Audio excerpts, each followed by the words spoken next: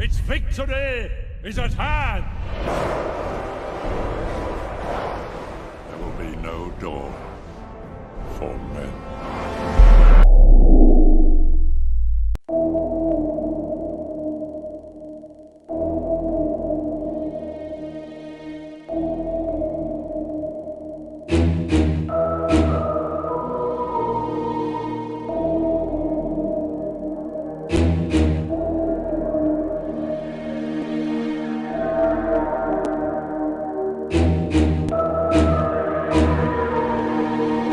Have met people who claimed to be Satanists, who claimed to be involved with black magic, and I warn all of you, never, never, never. You will not only lose your mind, you lose your soul. Ladies and gentlemen, Jack Black.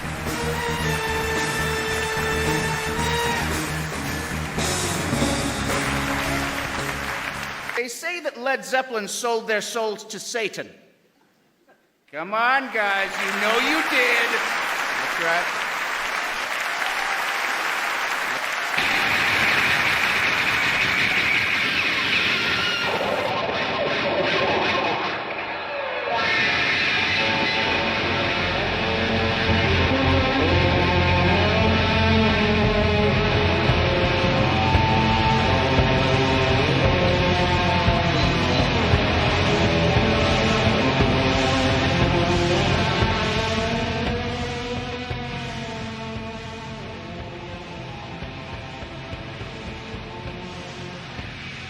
Jimmy Page, guitarist and founder of English rock band Led Zeppelin.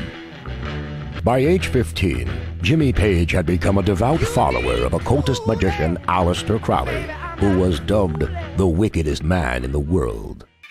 From studying magic as an adolescent, purchasing Crowley's old house, buying an occult bookstore and naming it after a periodical Crowley published, inscribing Do What Thou Wilt onto the runoff vinyl for the first pressing of Led Zeppelin III. Alors, Led Zepp baignait dans une atmosphère un petit peu sataniste, un petit peu luciférienne. On a parlé de magie noire, on a parlé... I was very interested in mysticism. Disons que je m'intéressais au mysticisme. Et... Grand admirateur d'un dénommé Aleister Crowley. Et non, j'ai lu ses ouvrages, mais j'ai également lu d'autres auteurs. Il n'y avait pas que lui. Now that's quite incredible because he's also the most highly regarded Satanist. And a Satanist he was. Some New Agers and some Satanists want to try to distance Crowley from being a real Satanist. However, he makes it really clear. We have quote after quote after quote who he was serving and how he was serving his god Satan. In fact, he did rituals that make it quite clear. He would grab a frog in one of his rituals, and he would say, you know, hail under the power of Satan, I have you, Jesus of Nazareth, to the frog. And then he would crucify this frog, and speaking in terms as though he was Satan, and treating this frog as though he was Jesus. This was just one of his many satanic rituals. He was a very, very evil man.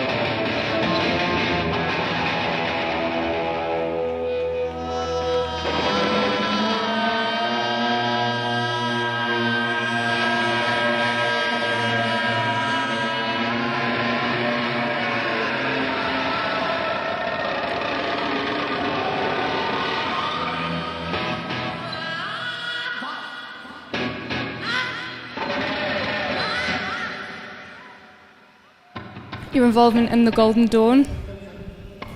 Oh, my involvement in the Golden Dawn. I was very interested actually in Eastern and Western mysticism, and I spent time reading and researching when I was younger.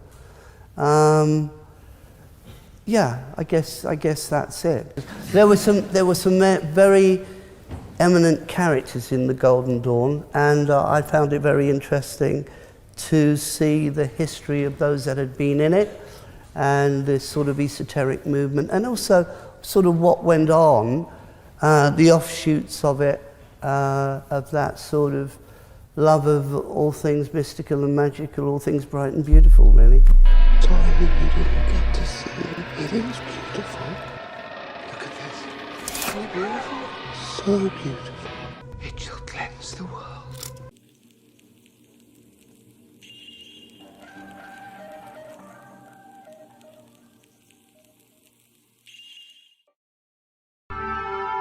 The cloud of mystique that shadowed the band grew with the news of Jimmy Page's interest in Aleister Crowley, an early 20th century Englishman aligned with black magic and demonology. Page's fascination with Crowley led many to believe he was into black magic himself. Angie Bowie said David Bowie wanted to outdo Jimmy Page of Led Zeppelin, who was really big into Crowley, really big into black magic.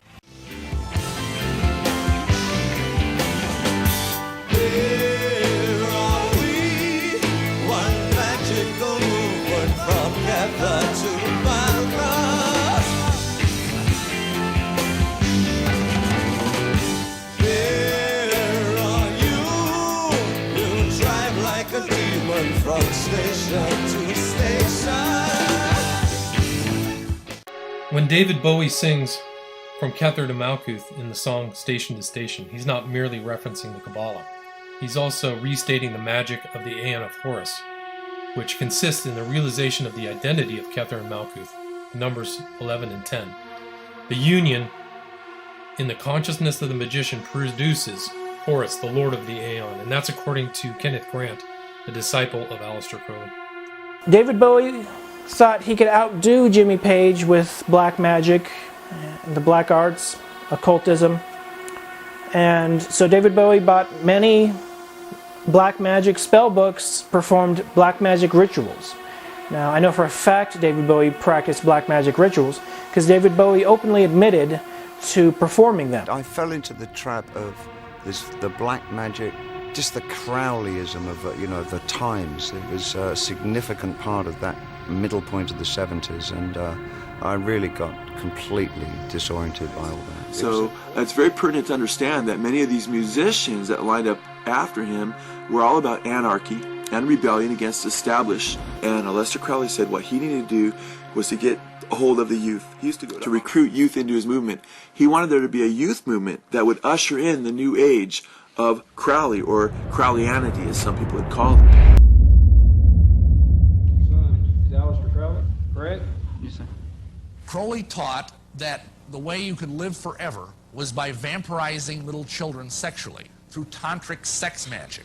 This is a deception. Satan is deceiving these people to draw them into all kinds of profound evil. And it amused them that these girls would do anything. So they would push it as far as see what these girls would actually do. At that point in time, there was an influx of baby groupies. And I mean babies. They were 13 and 14. Laurie was a fixture on the Sunset Strip scene. Jimmy first spotted Laurie at a poolside party at LA's Hyatt House, otherwise known as the Riot House. He knew then he had to have her. The guys wanted these baby girls. That was the next step for these guys. So Jimmy got involved with a young girl named Laurie. I first heard Led Zeppelin in 1973, and obviously it was Stairway to Heaven. I became an immediate fan and fell in love with the band from day one, and never had any aspirations of meeting Jimmy or wanting to meet them or anything like that. At that particular time, I was a teen model, and so that's how I met Jimmy, actually, because he'd seen my photograph and wanted to meet me.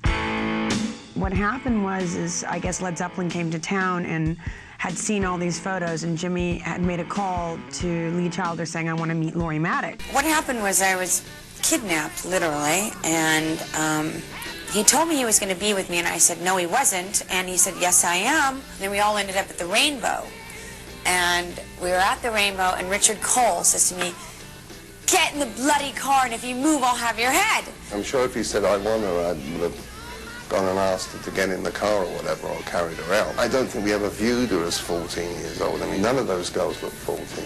And next thing you know, we're at the hotel. I'm walking down the hall. Next thing you know, I'm pulled into this door, and there I was basically kidnapped. And I turn around and look, and there's Jimmy sitting in the corner of the room with a hat and a cane, saying, "I told you I'm going to have you."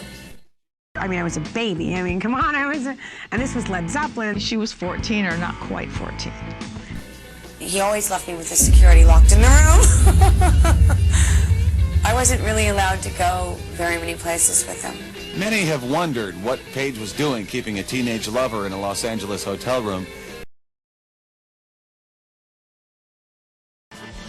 Even before Jimmy, how did you encounter David Bowie? I get this phone call that David Bowie wants to take me to dinner. I was still a virgin. I was like the only one of all those girls that, you know, I was Miss Innocence. Anyways, after we had dinner, we went back to the Beverly Hilton. I'll never forget it because he was in this huge suite. And all of a sudden, David opens the door and he's wearing this gorgeous, beautiful kimono with that pale skin and that hair. He goes, "Laurie, could you please come with me?" And he drops the kimono off and gets into the bathtub and says, "Can you wash my back?"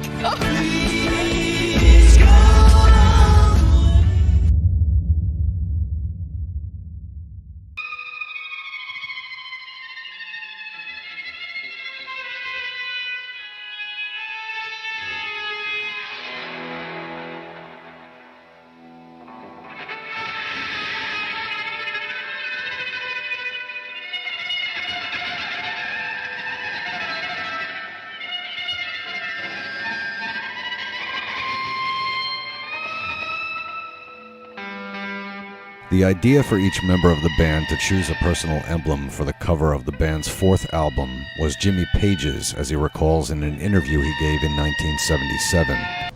Well, I put it to everybody else it might be a good idea to put out something which is totally anonymous. Then it was decided to be 4 symbols, because it was the fourth album. 4 symbols, and everybody could choose their own. Inside the cover, magical symbols now represented each member of the band. Également lu d'autres auteurs. Il n'y avait pas que lui. C'était pas la...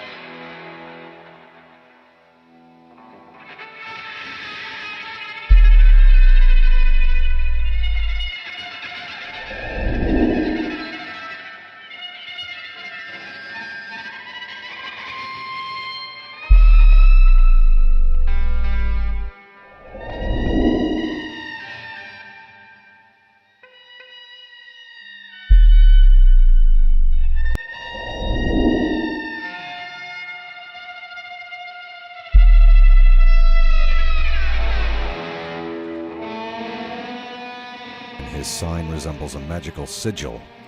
The first 3 parts of the sigil or symbol also resemble the word Zos, as found in the magical philosophy of Crowley's associate Austin Osman Spar, also known as Zos Vel Thanatos.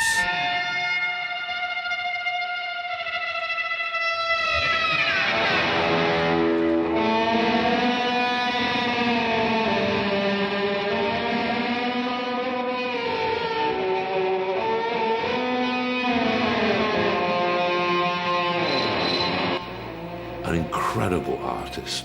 He was also, in my opinion, possibly the greatest English magician of the 20th century. Spare certainly deserves some attention, particularly if you're interested in the occult, surrealism, or in experimental music.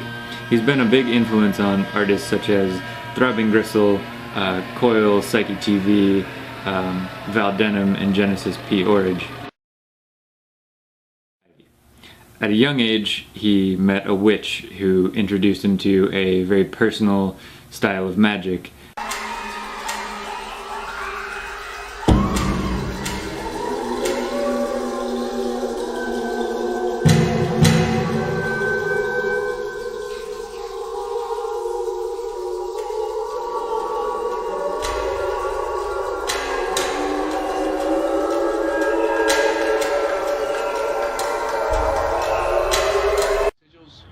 back, they started becoming really popular around the time of the artist Austin Osman Spare. He was a huge practitioner when it comes to sigils. But it's also really deeply rooted in the magical tradition that I myself began practicing and been in love with my entire life. It was called the Hermetic Order of the Golden Dawn. Practitioner would write a statement of intent down. It would then be converted into a sigil. Then the practitioner would meditate until the mind silences while focusing on the sigil, then destroy the sigil, forgetting it afterwards. And then supposedly whatever the statement of intent was would actually happen.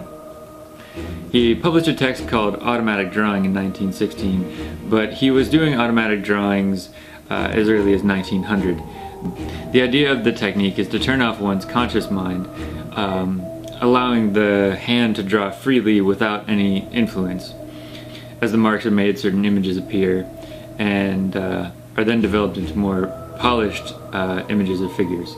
Spare often wrote of waking up at night with his hand moving over his sketchbook, drawing while asleep. Perhaps even for hours, he'd wake up with 10 complete drawings that he didn't even remember doing.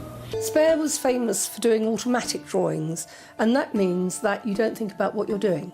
You let your hand go for a walk. But because Spare was in contact with spirits, then they came through. He was their medium. He drew through the night, in the dark, frequently, meant nothing to him. Some of them look as if he didn't take the pencil off the paper at all. It's just one continuous line. One figure becomes another, becomes another. It changes to anything you care to mention.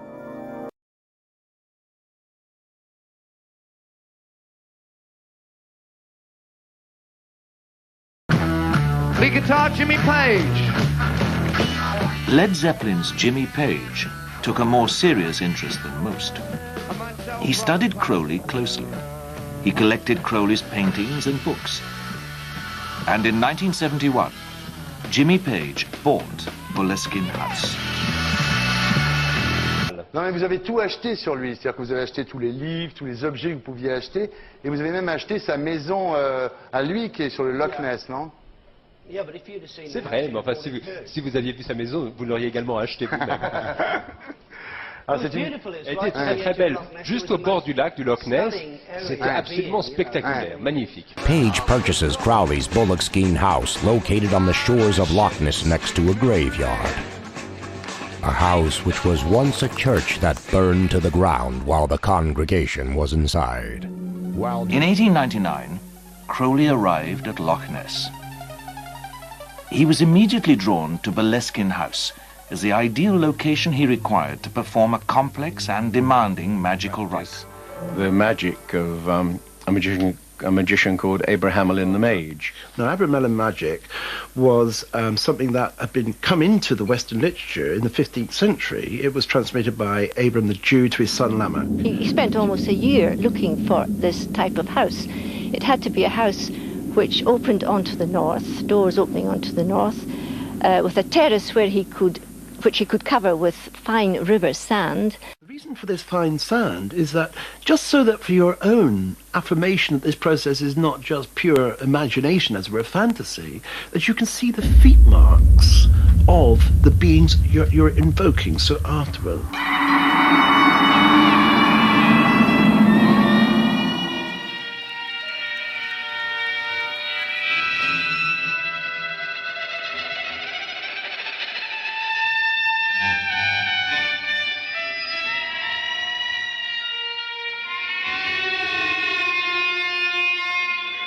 Jimmy Page was deeply involved in the occult, or deeply interested perhaps, and he had the money and the time to buy into it, and he apparently had a fantastic, maybe still has, fantastic collection of Crowley memorabilia.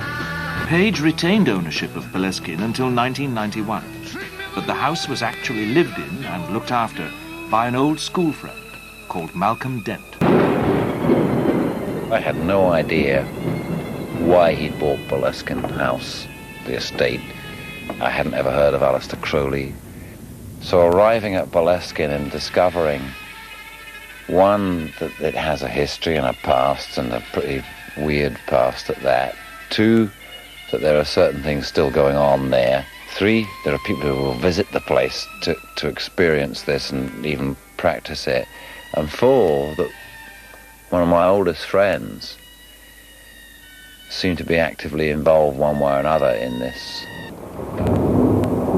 Probably one of the first episode that made the biggest impression on me was sitting in bed or half lying in bed, and something outside the door of my bedroom was snuffling under the door, which it started off as if it was a dog and then became very much more powerful as a sound and as a noise and as an impression. Well, I have to confess, very, very frightened, because it became extremely noisy and as if the door was going to come through. But I had a feeling as to what the creature was, and it was huge and very, very evil. And I was very, very frightened. Crowley, when he was raising the various demons and spirits at Boleskine, failed to banish all of them back from whence they came. And he actually mentions that he had left this one in the center of Boleskine House. The room I was in that night was the center of Boleskine House. In 1971, Page attended a Sotheby's auction by Crowley's estate, where he met filmmaker Kenneth Anger. The two become friendly. In 1973, Page believed the ghost of a headless man haunted his Boleskine house. He called Kenneth Anger to exorcise the entity.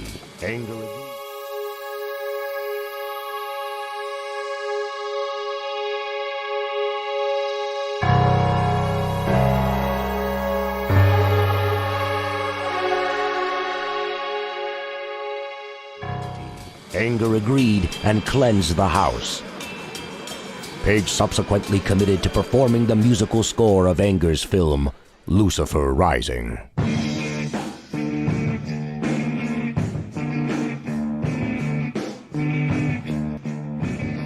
A 5-year-old boy named Goddard, cast to play the Lucifer child, leapt from his apartment window to his death. Bobby Beausoleil, cast to play the Lucifer teen, joined the Manson family and murdered schoolteacher Gary Hinman. In 1976, while editing his film at Page's Mill House, Anger finally received the musical score to Lucifer Rising. The reason why he didn't deliver the soundtrack was that he had a problem with heroin. Dissatisfied, he fires Page. Anger is evicted from Millhouse without his film. Hungry for revenge, Kenneth Anger publicly places a curse on Jimmy Page.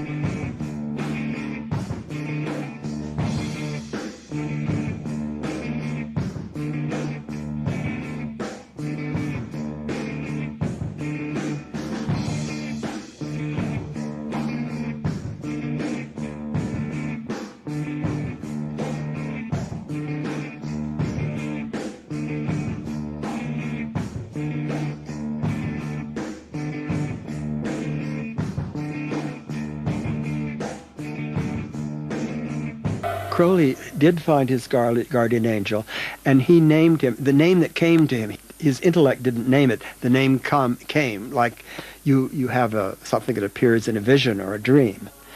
And it was I Was. The technical name for I Was is Lucifer. Lucifer means, in Gnostic terms, before Christianity, Lucis Vero. It means, I bring the light.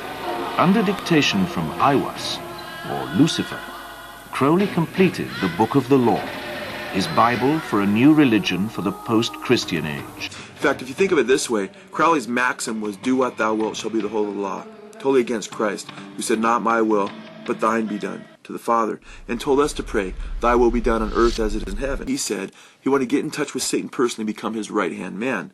What just so happens that he was used more than anybody in Western culture to influence popular Western culture toward this liberal kind of do what thou wilt attitude, whereby in the 1960s, The maxim was not do what thou wilt, but do your own thing, the same thing, or if it feels good, do it.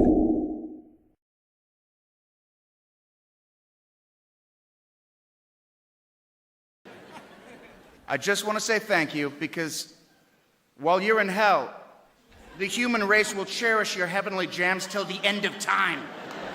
It's a small price to pay.